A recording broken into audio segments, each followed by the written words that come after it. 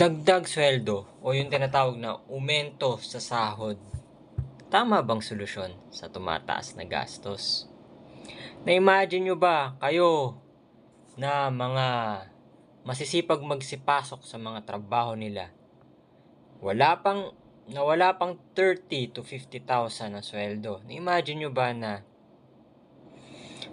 ang kaltas ng income tax and yung dalawa pang government mandated benefits, porsyento na? Have you imagined na kung susweldo ka ng 100,000 monthly?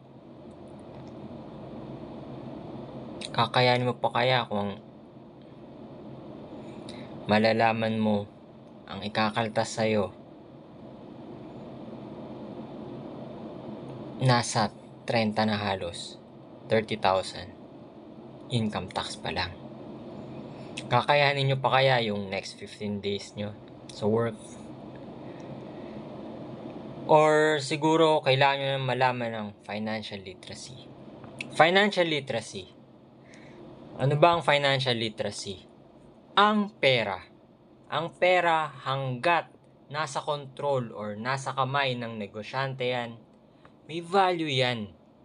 Pero once na ipasa yan, ibigay na sa empleyado as salary, performance bonus, mid-year bonus, year-end bonus, or kung ano pa yung ibang perks and benefits ng loyalty, award ng kung sino mang loyal sa kumpanya. Wala na, mataas na. Kung may kotse ka, yung isang litrong crudo,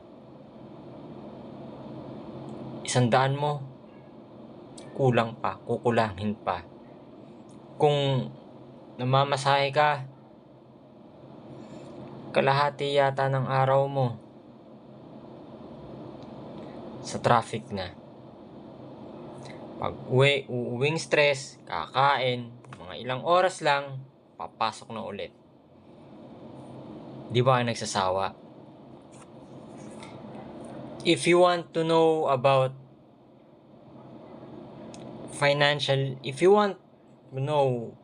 what financial literacy is and curious about asset preservation, preserving money, kindly like, follow, and share my page, Money Goals with E and Money Goals with Eden on Facebook, together with me, my mentor, and my friends in the financial industry who are now licensed coaches, financial advisors, help you lead the way towards achieving financial freedom over stress. Kindly like, follow, and share my page, Money Goals with E and Money Goals with Eden on Facebook, for everyone's knowing. Let us all preserve the money, work smart, and preserve the money over depreciation. May God bless us all.